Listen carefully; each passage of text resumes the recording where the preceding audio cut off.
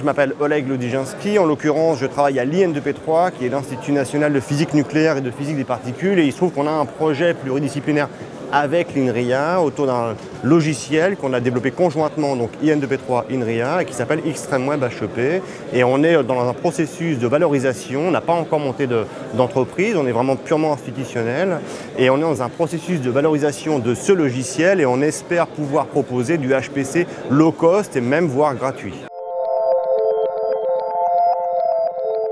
Le projet, c'est parti sur une idée du vol de cycle. En informatique, le vol de cycle, c'est l'idée d'utiliser des ressources informatiques qui sont sous-exploitées. À la base, on prenait des ordinateurs individuels et les gens ont demandé aux gens de participer. Et quand les gens n'utilisaient pas réellement leur propre ordinateur, ils installaient un petit bout de logiciel et à distance, nous, on était capable pas de prendre le contrôle de l'ordinateur, mais d'utiliser le CPU pour faire du calcul scientifique. Et en fait, on a adapté ce modèle, ce paradigme, le vol de cycle, on l'a appliqué, on l'a adapté à des centres de calcul. Et par exemple, actuellement, avec cette technologie, on est capable d'utiliser un mode best effort, c'est-à-dire sans être intrusif au sein des centres de calcul qu'on utilise, on est capable d'utiliser des ressources comme Grid 5000, on a eu l'autorisation de faire ça avec Grid 5000, mais aussi avec EJ, la grille de calcul européenne, de calcul scientifique européenne, et on s'intègre en mode non intrusif, c'est-à-dire qu'on a ouvert une niche et quand ces ressources au sein de ces centres de calcul à très grande échelle ne sont pas utilisées, alors on est capable de les agréger et de les proposer à des utilisateurs qui n'auraient pas accès à ces grosses infrastructures de calcul. C'est l'apport scientifique, on s'appuie vraiment là-dessus. On pense que d'utiliser ces ressources, ça peut permettre aux institutionnels, mais aussi aux petites et moyennes entreprises d'aller plus loin dans leur recherche et développement scientifique.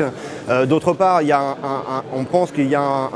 un avantage écologique et technologique, c'est-à-dire qu'en fait, notre proposition, c'est de dire vous n'avez pas besoin d'acheter de nouvelles ressources. Vous avez déjà des ressources qui sont en fait sous-exploitées. Peut-être que vous avez déjà soit quelques ordinateurs individuels, peut-être qu'on peut imaginer que des petites entreprises ont acheté un petit cluster, 10, 15, 20 machines, et en fait, on pourrait leur proposer une solution pour optimiser ce qu'ils ont déjà en interne. Et d'autre part, si ces différents acteurs qui ont besoin de calculs haute performance acceptent d'agréger ces différentes ressources, il y a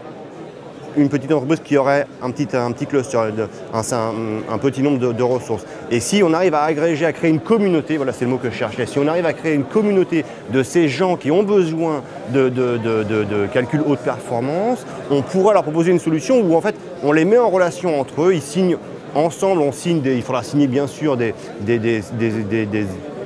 SLA en anglais, alors non, je ne trouve plus le français, mais des SLA, des partenariats, des contrats, en disant voilà,